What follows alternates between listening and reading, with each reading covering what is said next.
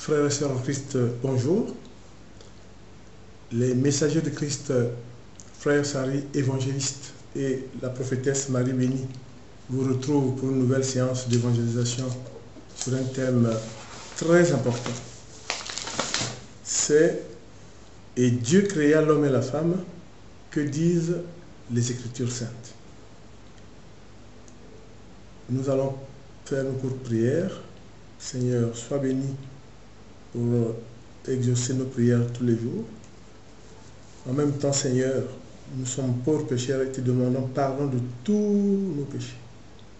Nous te rendons grâce car tu nous as désignés comme tes serviteurs dans le cadre du ministère de renforcement de la foi et du ministère de la femme pour proclamer l'évangile, la bonne nouvelle et proclamer la parole de Dieu sur tous les supports, partout, jusqu'au dernier souffle de notre vie. Sois béni, Seigneur. Tu es notre berger. Nous ne manquons de rien.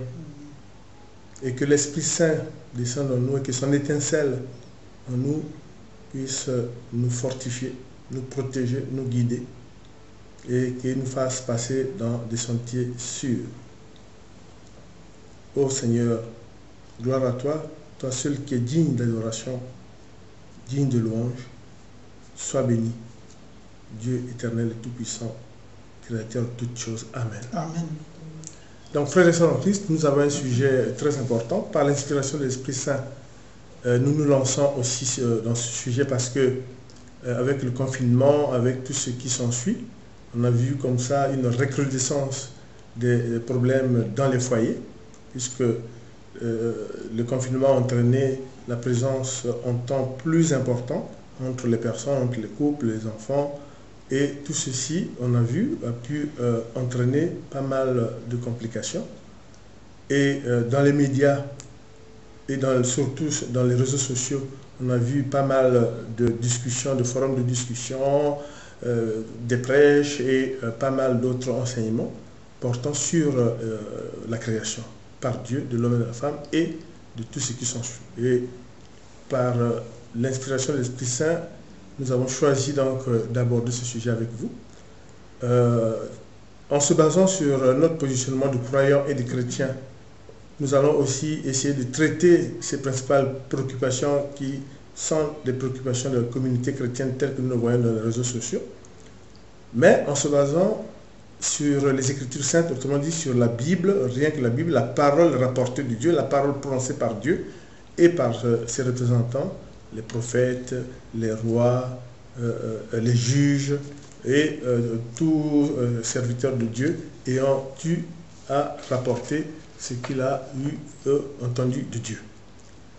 Et ce qui est très important, donc, ce sera sur la création et très importante de l'homme et de la femme, donc du genre humain, donc homme et femme.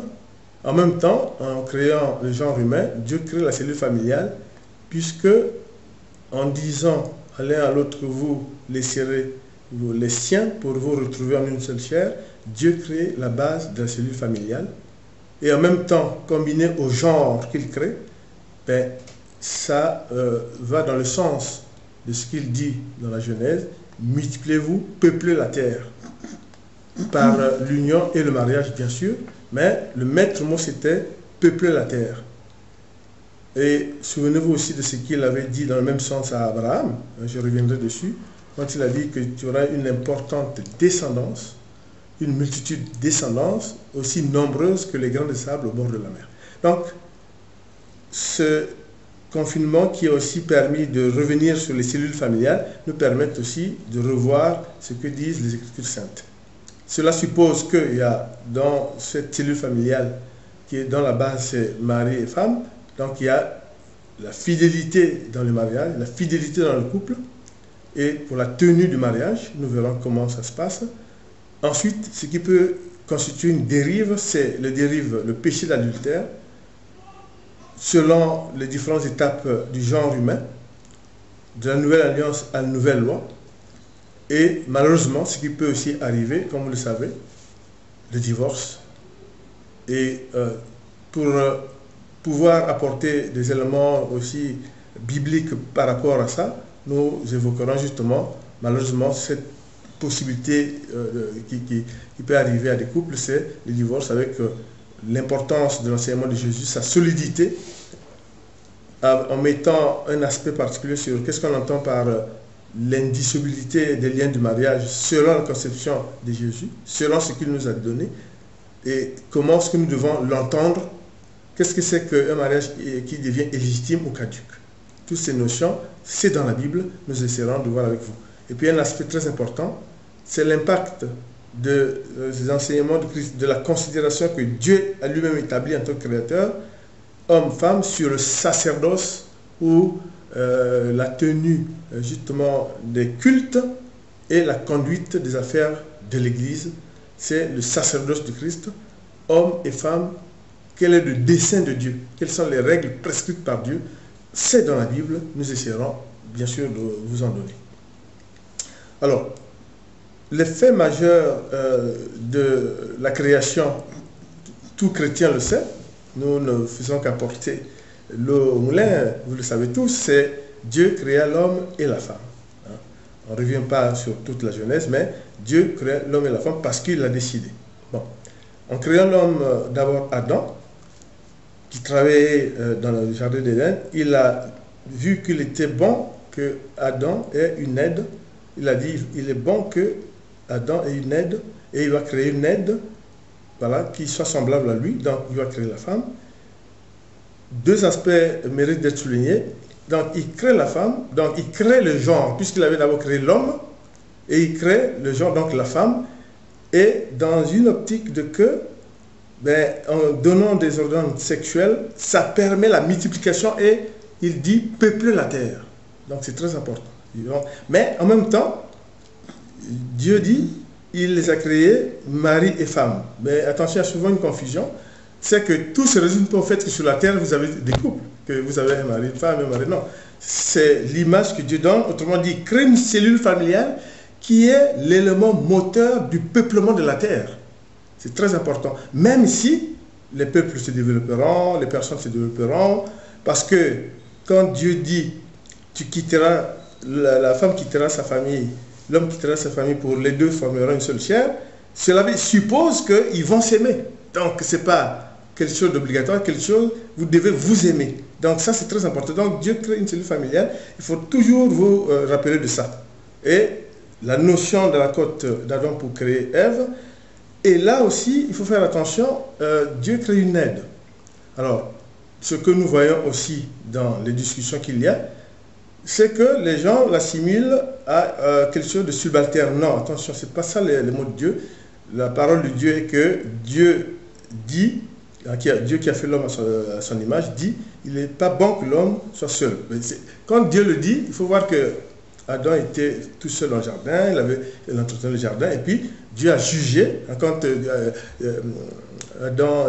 Dieu a dit à Adam de dénommer les animaux qui passaient devant lui, Dieu s'est dit, il est bon qu'il y ait une aide pour Adam, et selon ce que je venais de dire, la côte, et avec la terre, il a façonné, il a soufflé, et il a créé la femme. Donc le mot aide, je peux vous dire que c'est pas, doit être pas vu comme une notion de subalterne, attention, c'est pas dans la parole de Dieu, parce que le mot aide vient plus de 22 fois dans la Bible.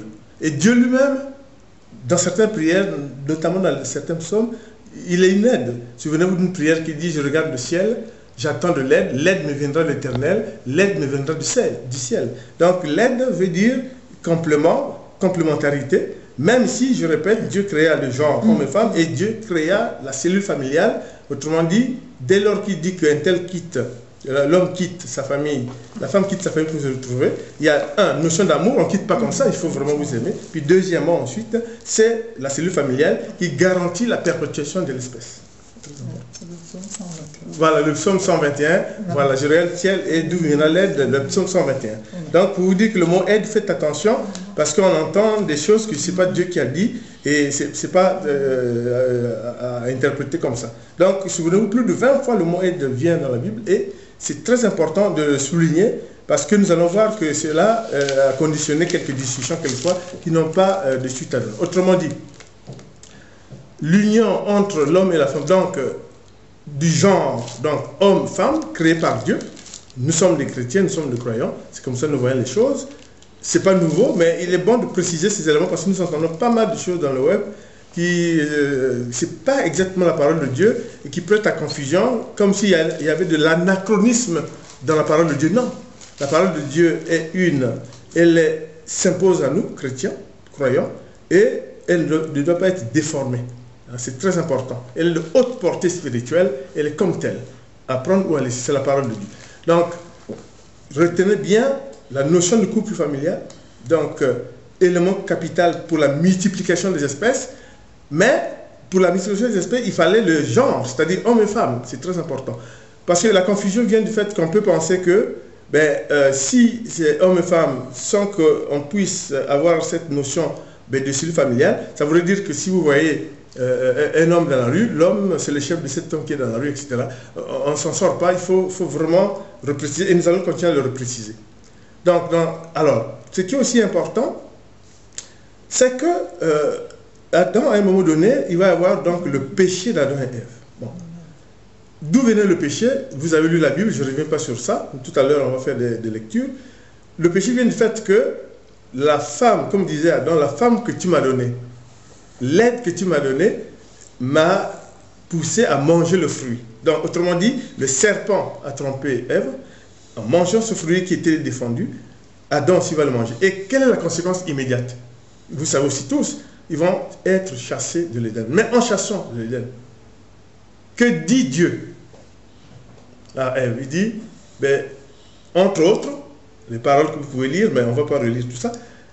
Dieu dit à Ève, désormais tu enfanteras dans la douleur.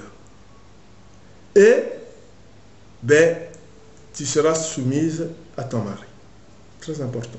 Autrement dit, nous sommes dans un contexte familial. Tu seras soumise à ton mari.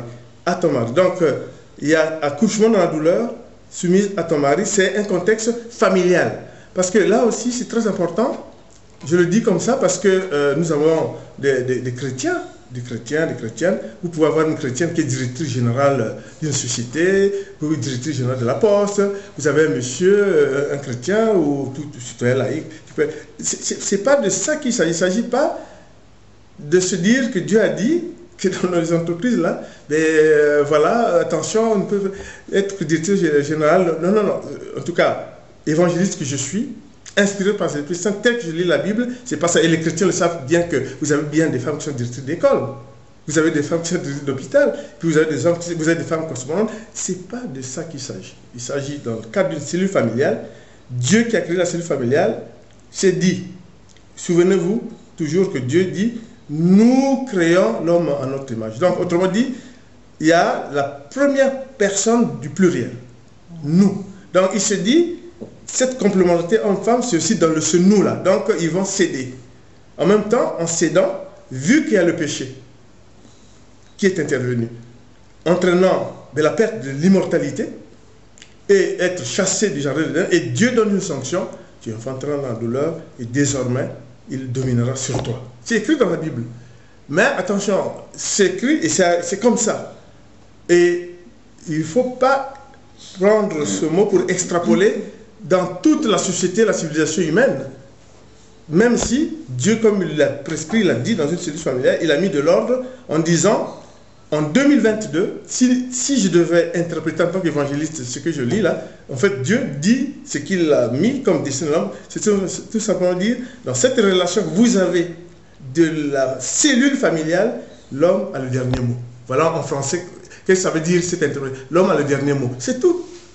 C'est très important. Et bien sûr, Dieu insiste là-dessus, puisqu'il le dit, tu enfanteras en douleur et désormais, il dominera sur toi. Dans d'autres Bibles, c'est évidemment, tu enfanteras la douleur et que tu seras soumise à ton mari. Et l'apôtre Paul, plus tard, dira, et ça aussi, j'aurai l'occasion de revenir dessus, l'homme est le chef de la femme. Mais attention, nous reviendrons dessus, parce que ça aussi, en chrétien, nous luttons contre l'apostasie. L'apostasie se saisit de cette façon de comment la Bible a présenté la parole de Dieu pour venir un peu casser la dynamique justement de la conversion des âmes. La conversion des pour diminuer le nombre de chrétiens et de croyants. L'apostasie, ben, nous devons combattre l'apostasie en donnant la vraie version qui ne dénature en rien la parole de Dieu. Dans le cas de la cellule familiale, Dieu dit, comme il y a eu le péché, c'est toi qui as entraîné ton mari. Puisque Adam dit, la femme que tu m'as donnée, ben, par elle, j'ai mangé. Ah oui, tu as mangé le fruit de famille. Alors, vous êtes chassés du jardin d'Éden, les chérubins ont bloqué la porte, et désormais, tu enfanteras en douleur et tu seras soumise à ton mari. Bon, ça c'est très important, et ça c'est dans la Bible, il n'y a aucun souci à le retrouver. Donc, cette soumission doit être accomplie, comme nous le disons au jour d'aujourd'hui, en 2022, on dirait l'homme a le dernier mot. Mais, cela suppose, je le redis encore, que dans une cellule familiale, il y a l'amour. Vous vous accouplez parce qu'il y a l'amour, parce que vous cherchez vraiment à être unis pour fonder une famille. C'est pour ça que je vais lire, pour quand même étayer ce que je viens de dire, le livre de la Genèse, chapitre 1, verset 27-28, Genèse 2, 21-22, Genèse 3, 16. Dieu créa l'homme à son image. Il le créa à l'image de Dieu. Il créa l'homme et la femme. Dieu les bénit et leur dit, reproduisez-vous, devenez nombreux, remplissez la terre et soumettez-la. Voilà.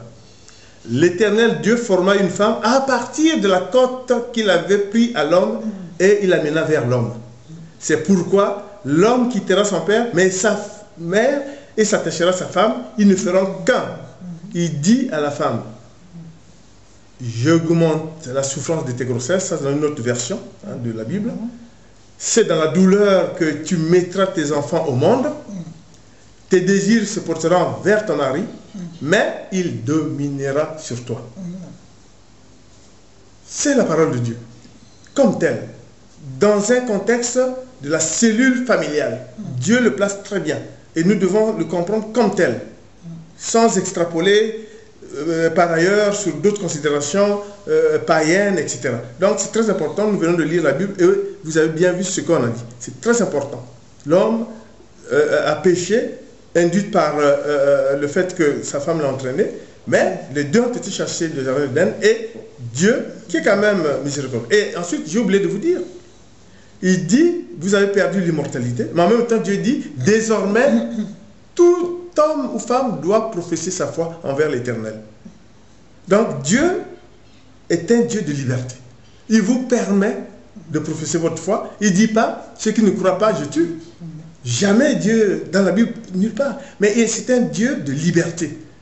Il dit, désormais, vous devez professer votre foi. Vous avez perdu l'immortalité. Vous savez que l'immortalité a été perdue à jamais par le péché d'Adam et Ève. Même, et ça, c'est pas un scoop. Ça, je vous le dis, et ça, vous le savez très bien, Dieu est tellement compatissant que par le nombreux péchés que le genre humain a fait, il a eu pitié de nous. Il a envoyé son Fils qui est mort sur la croix et ressuscité le troisième jour pour nous sauver.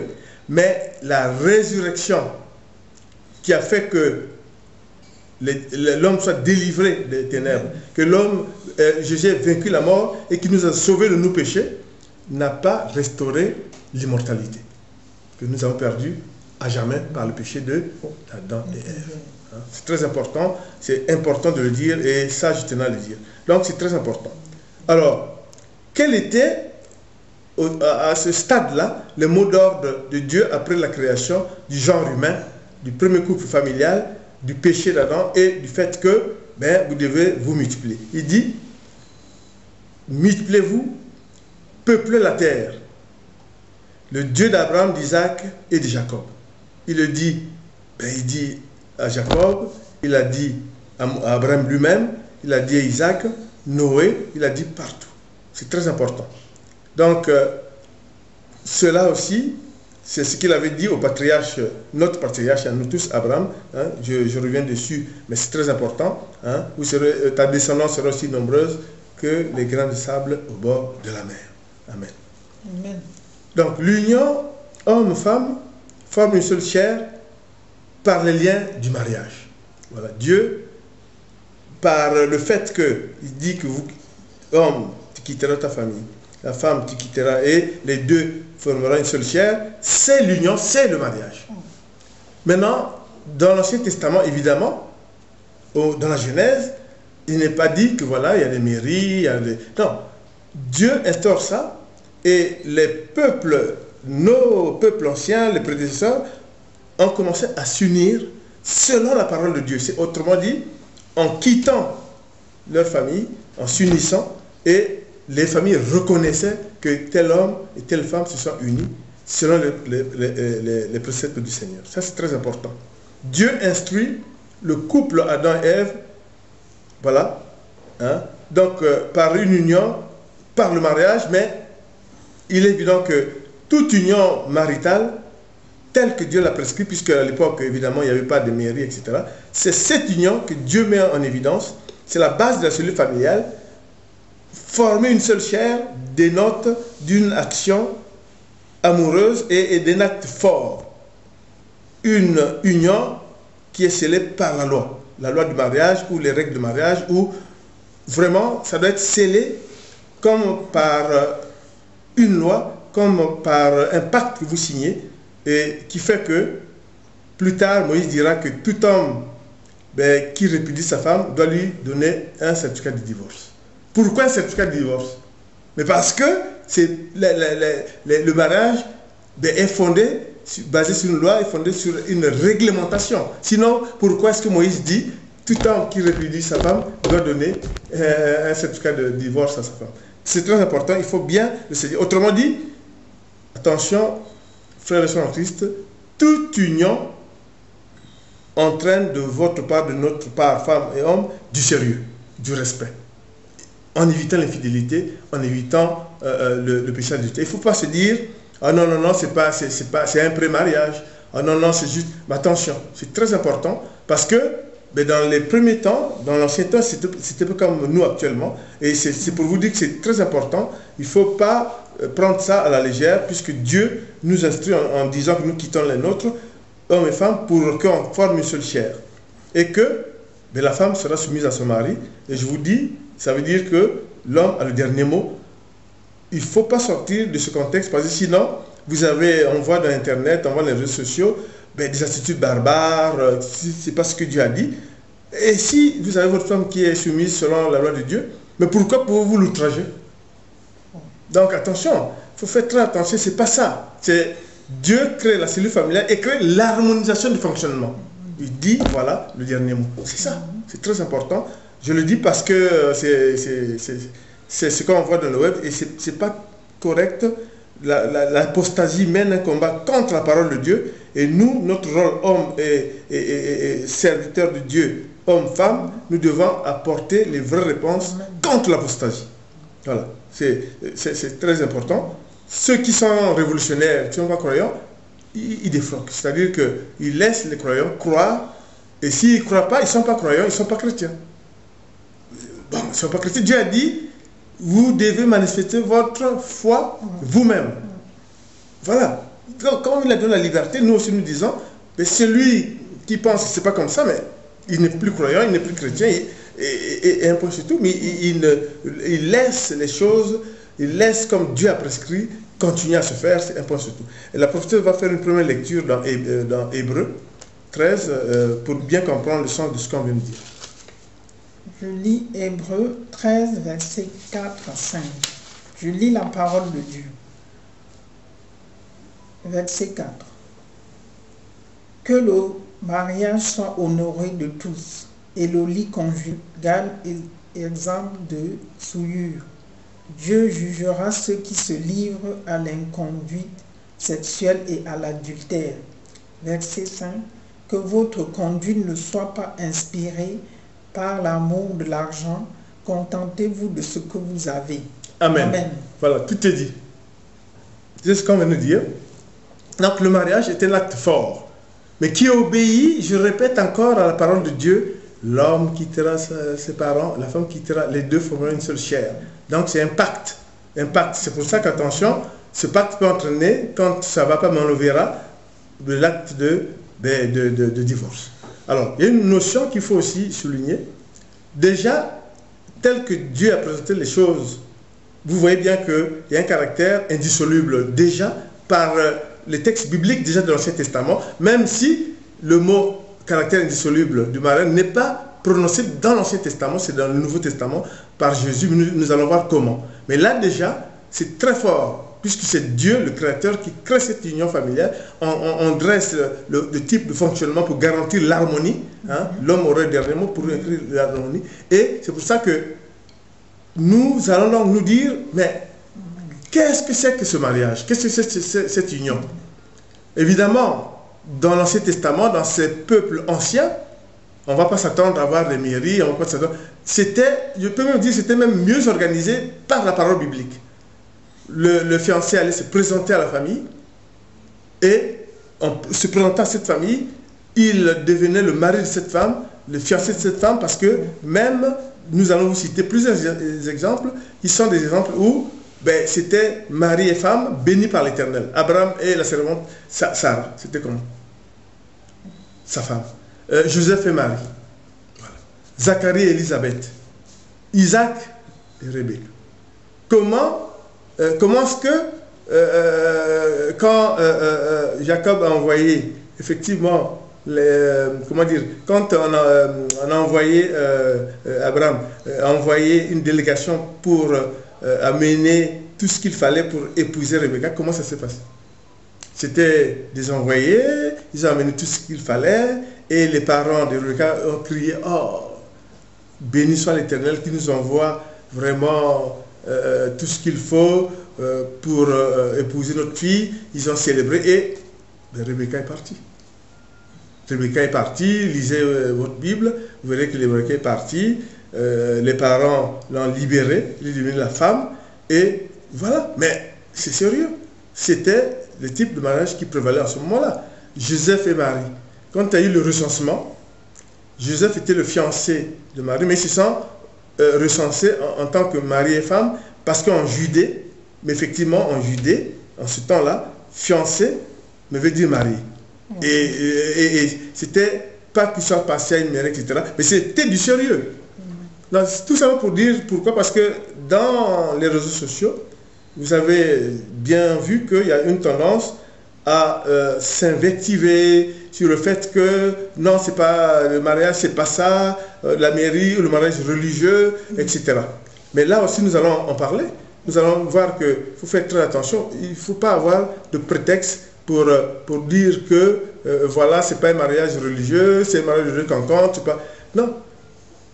Dieu, dans les livres de la sagesse, dans l'ecclésiastique, Dieu dit qu'il faut respecter l'autorité. Qu'est-ce que ça veut dire respecter l'autorité? Comme Dieu avait dit, à Dieu ce qui est à Dieu, à César ce qui est à César. Autrement, l'autorité, c'est celui qui règle le type d'union. Donc, qui veut se marier, s'il s'est marié avec une femme à la mairie, qui n'est pas religieux, c'est pas pour autant pour dire, mais c'est pas un mariage religieux, je fais ce que je veux.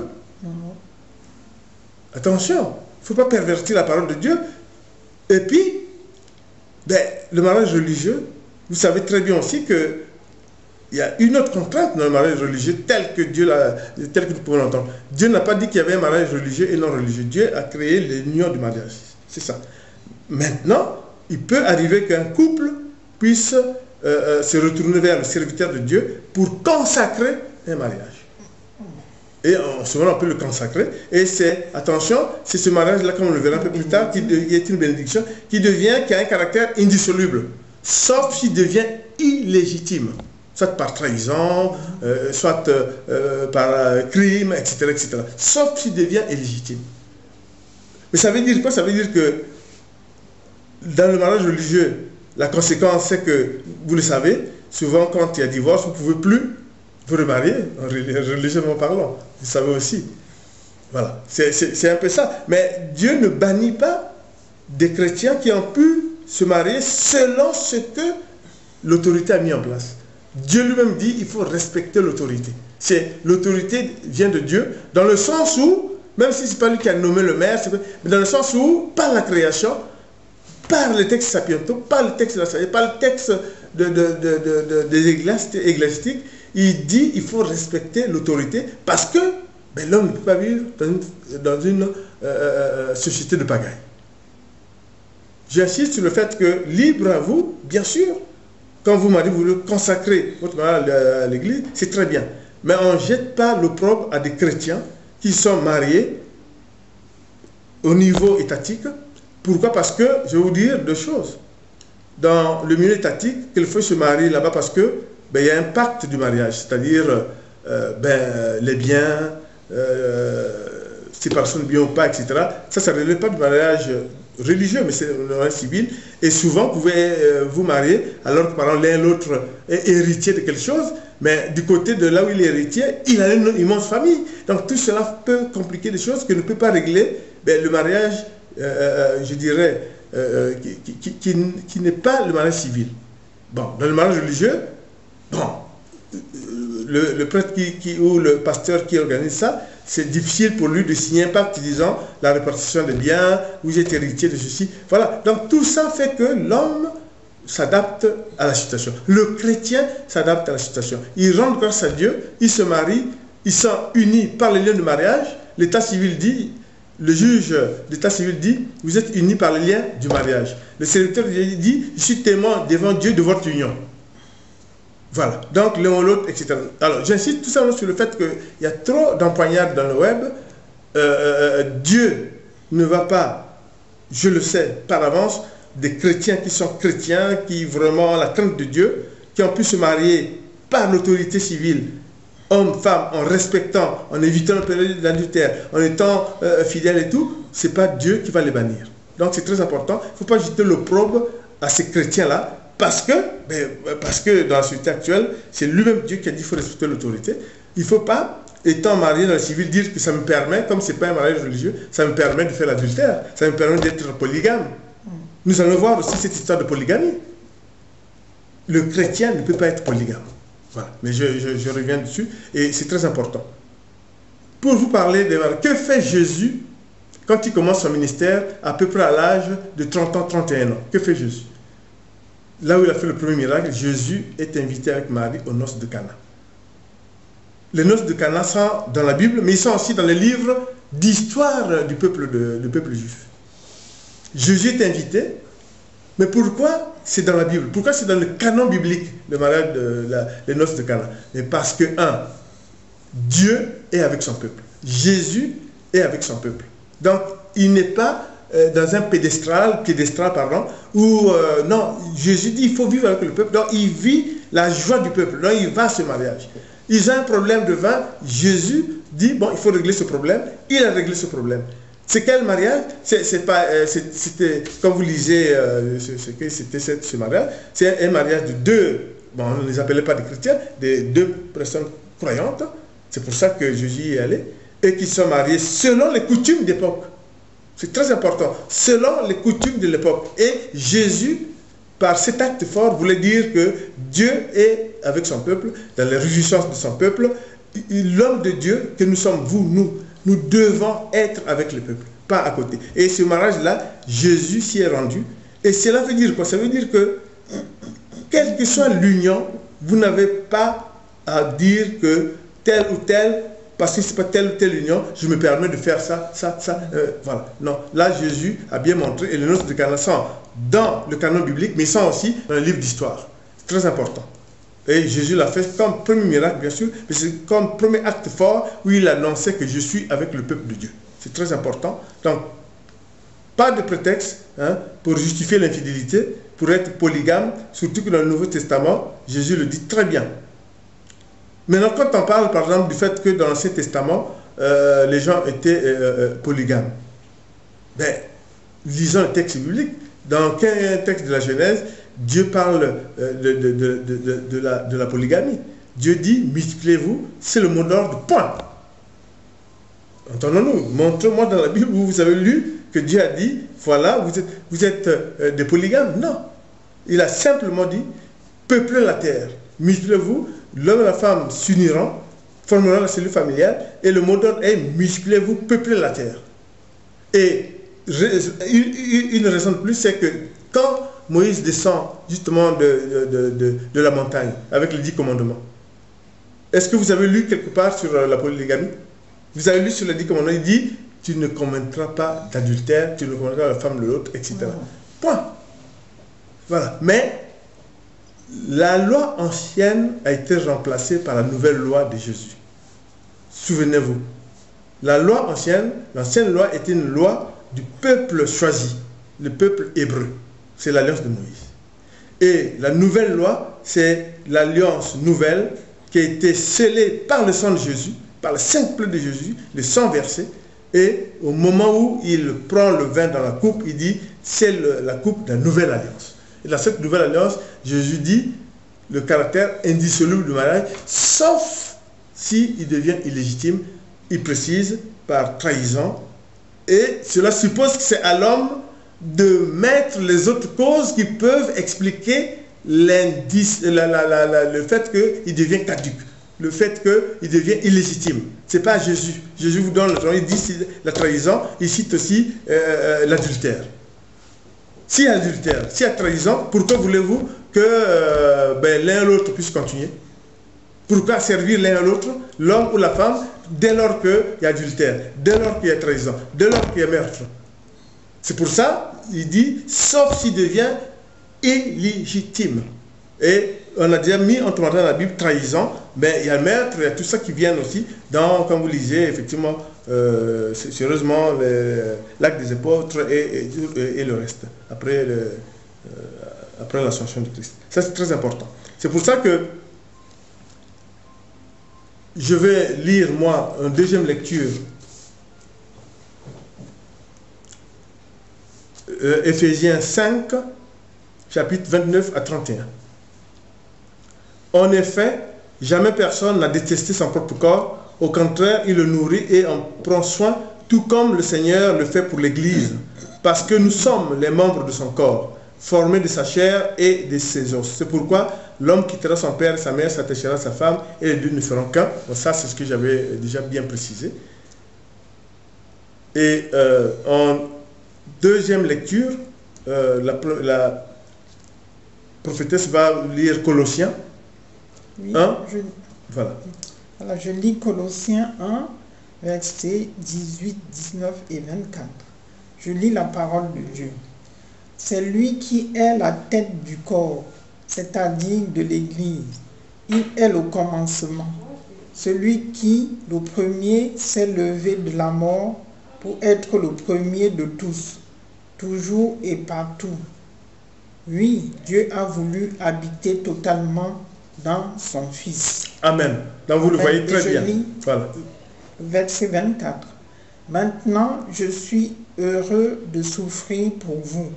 En effet, dans mon corps, je continue à participer aux souffrances du Christ pour son corps, c'est-à-dire pour l'Église. Amen. Amen. Donc, ne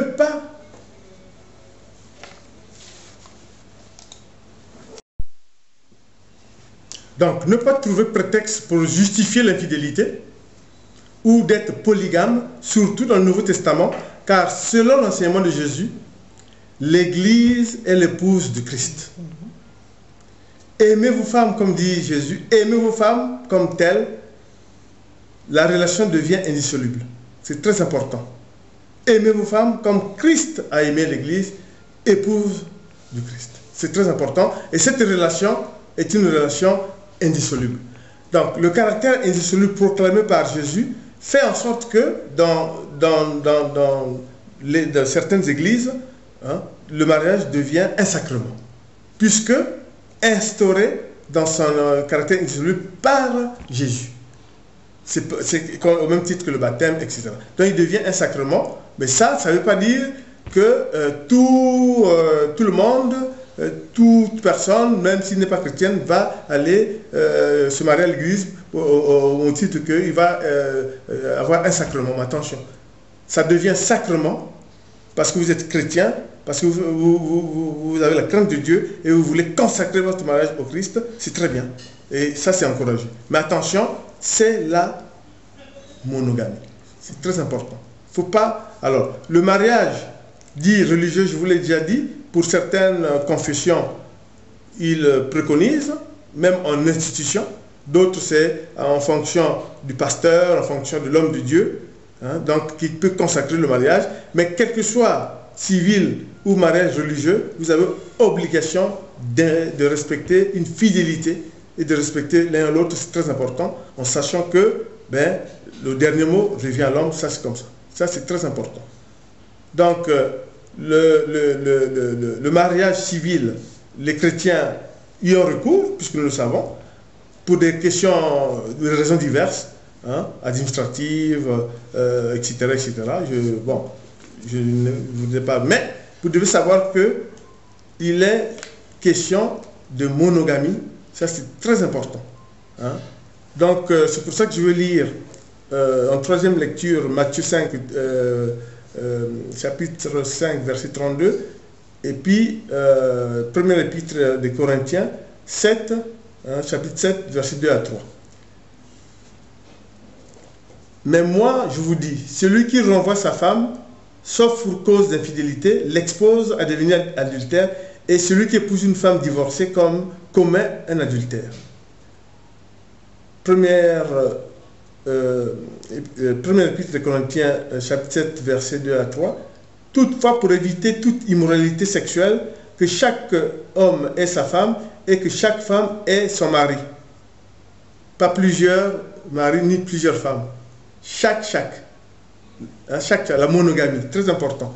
Que le mari rende à sa femme l'affection qu'il lui doit et que la femme agisse de même envers son mari. C'est très important. Voilà.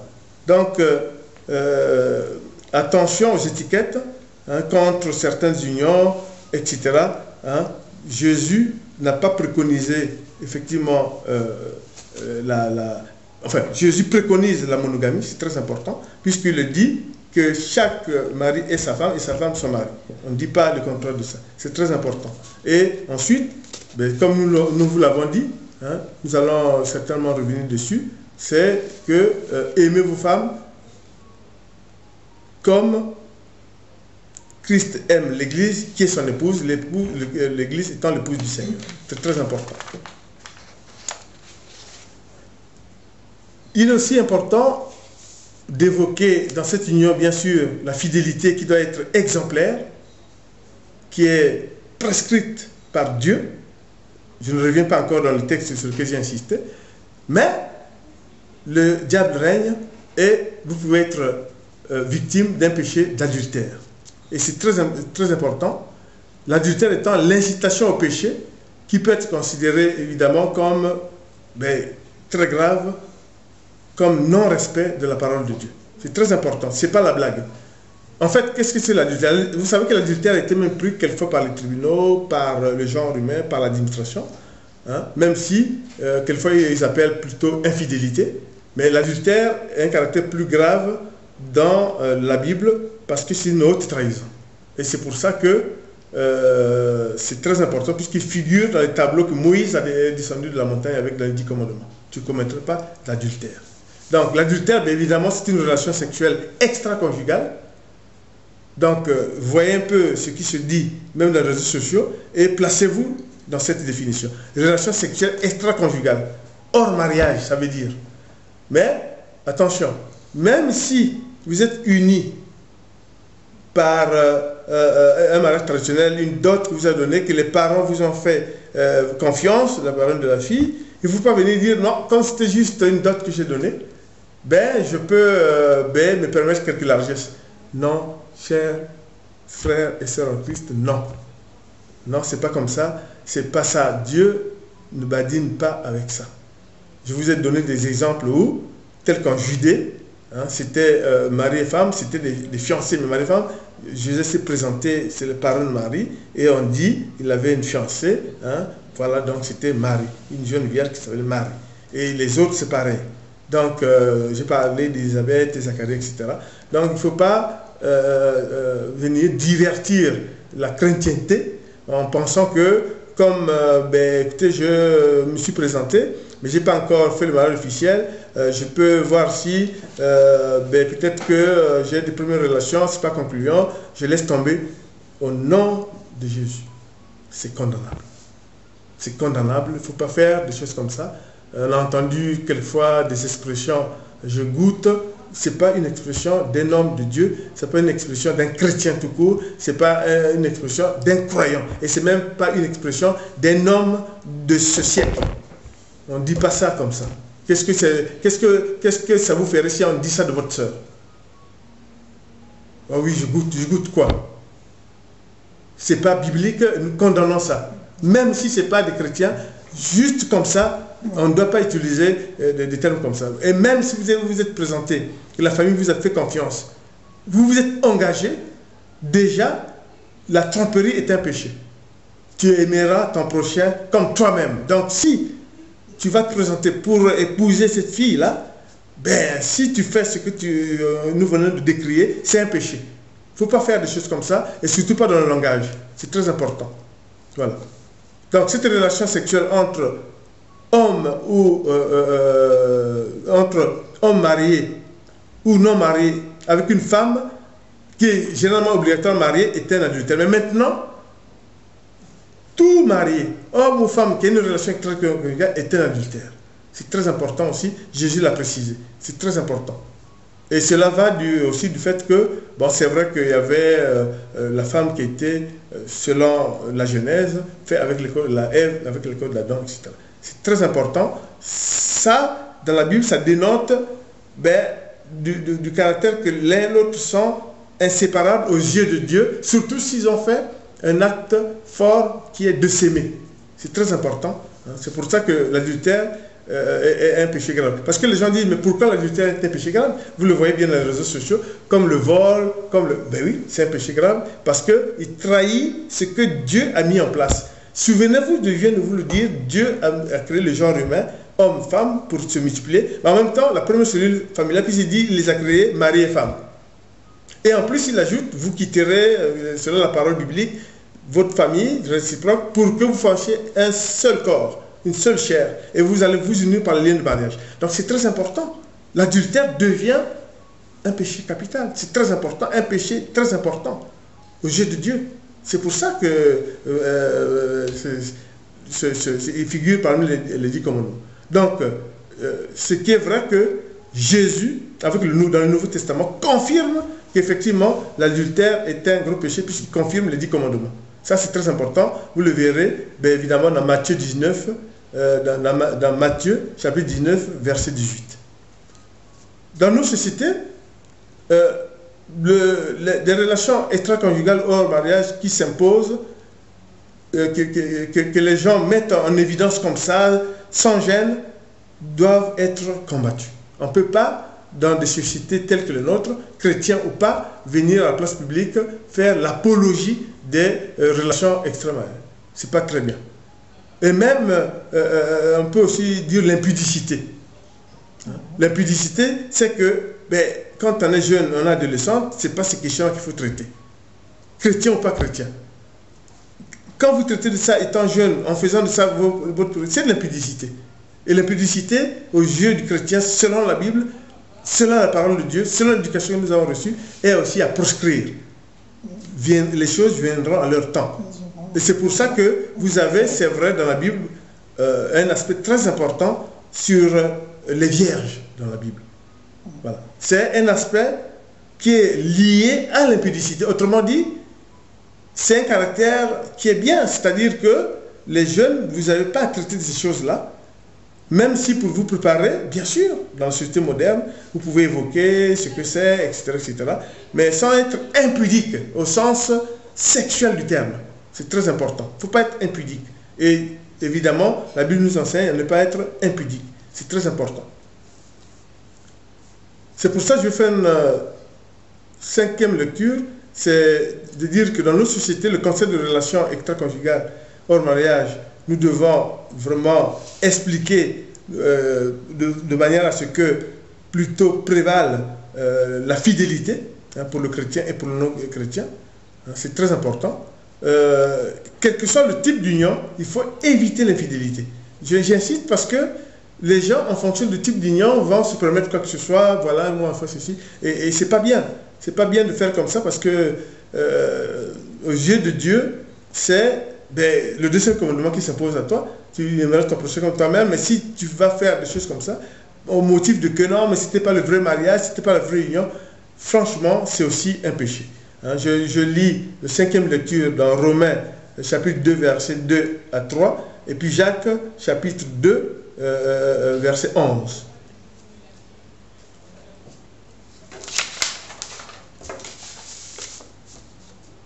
Romains, nous savons que le jugement de Dieu contre ceux qui agissent ainsi est conforme à la vérité. Et penses-tu, toi, qui juges les auteurs de tels actes et qui les fais aussi, que tu échapperas au jugement de Dieu? Que dit Jacques? Que dit la parole de Dieu? En effet, celui qui a dit « Tu ne commettras pas d'adultère » a aussi dit « Tu ne commettras pas de meurtre ». Si tu ne commets pas d'adultère, mais que tu commettes un meurtre, tu es coupable d'infraction à la loi. Donc, l'adultère est érigé au même titre que le meurtre, si je venais vous dire. C'est très important. Voilà. Donc, c'est pour dire que il y a aussi quelque chose que les gens font, c'est de se dire que oui, mais bon, c'est lui-même qui a voulu. Ah oui, c'est lui-même qui a voulu, mais ils oublient que il y a une certaine pratique des personnes qui vont, ils montrent les sous-vêtements, ils montrent des strings ou des vestes trop serrées qui montrent des anatomies, etc. C'est pas normal, c'est pas normal. Nous décrions ça et c'est puni par Dieu. Écoutez, la prophétie va vous lire dans Proverbe 6. Vous allez voir. Et c'est considéré comme un péché adultère, la provocation, la perversion du corps pour inciter le désir. C'est très important. Alors, je lis Proverbe 6, versets 27, 28 et 32. Je lis la parole de Dieu. Verset 27. Si tu mets des charbons brûlants dans ta poche, ton vêtement va prendre feu. Verset 28. Si tu marches sur des braises, tu te brûleras les pieds. Verset 29, pour celui qui court après la femme d'un autre, c'est pareil. Celui qui la touche en paiera les conséquences. Verset 32, l'homme qui couche avec une femme déjà mariée manque de bon sens. En agissant ainsi, il détruit sa vie. Amen. Amen. Voilà, donc vous avez tout compris.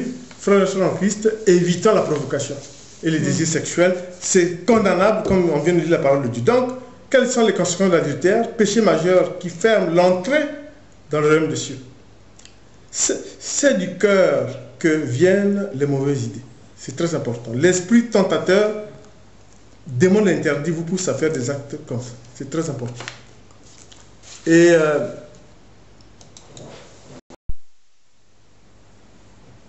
nous allons donc vous faire une lecture de Marc 7, chapitre 7, versets 20 à 22, et puis le premier épître de Corinthiens 6, versets 9 à 10. Il dit encore, ce qui sort de l'homme qui le rend impur. En effet, c'est de l'intérieur, c'est du cœur des hommes que sortent les mauvaises pensées, les adultères, l'immoralité sexuelle, les meurtres, les vols, la soif de posséder, la méchanceté, la fraude, la débauche, le regard envieux, la calomnie, l'orgueil et la folie. Et dans Corinthiens, l'apôtre Paul dit, ne savez-vous pas que les injustes n'hériteront pas du royaume des cieux, le royaume de Dieu? Ne vous y trompez pas, ni ceux qui vivent dans l'immoralité sexuelle, ni les idolâtres, ni les adultères, ni les travestis, ni les homosexuels, ni les voleurs, ni les hommes toujours désireux de posséder plus, ni les ivrognes, ni les calomniateurs, ni les exploiteurs n'hériteront du royaume de Dieu. Amen. Amen. Donc, vous avez tout compris. Pas de souillure du lit conjugal. Voilà, les conséquences de l'adultère, comme vous l'avez vu, c'est une sanction forte. Hein? Donc, Dieu punira fortement cela. C'est très important. Et alors, que dire du divorce? À partir du principe de l'enseignement de Jésus, repris par Paul dans les épîtres, dans Éphésiens et dans Colossiens, et dans l'Ecclésiastique ou dans Sirachide, il faut éviter le péché d'adultère, puisque ce péché d'adultère risque de vous entraîner vers le divorce. L'infidélité, l'impudicité sont des tendances adultérines ou conduisent à l'adultère et à la séparation et au divorce. La dépravation des mœurs peut conduire à l'adultère. C'est très important. L'adultère est souvent une inconduite. Et dans le livre Sapiento, ce qui est très important, c'est que Dieu fixe le cap. Et nous allons, la prophétie va faire une 4e lecture dans Shirachid pour vous montrer qu'il faut faire très attention. Dieu est regardant, contrairement à ce que vous pensez. Alors je lis Shirachid 23, versets 18, 19 à 22. Je lis la parole de Dieu. Il y a enfin l'homme qui n'est pas fidèle à sa femme. Il se dit, qui me voit? La nuit m'entoure et les murs me cachent. Personne ne me voit. Pourquoi avoir peur? Le Très-Haut ne se souviendra pas de mes fautes. Cet homme a peur seulement du regard des autres. Il ne sait pas que les yeux de Dieu sont 10 000 fois plus brillants que le soleil. Amen. Le Seigneur voit tout ce que font les humains. Son regard atteint les endroits les plus secrets. Verset 22. Ce sera la même chose pour la femme qui n'est pas fidèle à son mari et qui lui donne un héritier venant d'un autre père. Verset 23.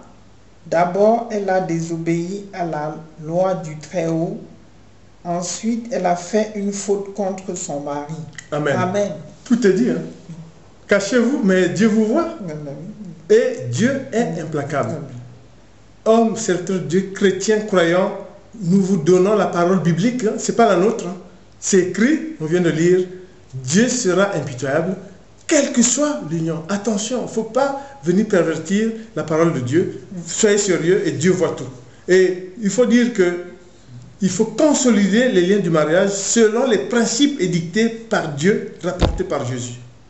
Comme on venait de vous le dire, dans Shirachid, dans Colossiens, dans Éphésiens, l'homme s'attachera à sa femme, la femme à son mari, comme Christ à son Église, corps de Christ, l'Église étant l'épouse du Seigneur. Et la relation est indissoluble, comme doit être votre mariage, sauf s'il devient illégitime par trahison, par meurtre ou par péché adultérant. C'est clair, net et précis. C'est très important. Mais ça ajoute une nouvelle cause et que hommes et femmes en Christ, frères et sœurs en Christ, une cause que vous souvent vous oubliez, c'est l'abandon. Attention, on voit des personnes qui abandonnent femmes et enfants et se prévalent de que oui, je n'ai plus de moyens, je suis parti, et vous voulez que cette femme-là soit cloîtrée là, à aller dans les tentations d'adultère, puisque vous ne l'avez pas encore répudié. Vous avez abandonné, vous avez disparu. Mais le contraire aussi est vrai, une femme ne peut pas abandonner son ménage. C'est très important, le mariage peut devenir illégitime, Dieu ouvre le panier du caractère illégitime. Il a mis la trahison et le meurtre. Mais à vous de mettre ce qui est probant. L'abandon de la cellule familiale par défaitisme, par péché, c'est mauvais. Et c'est punissable par la loi de Dieu.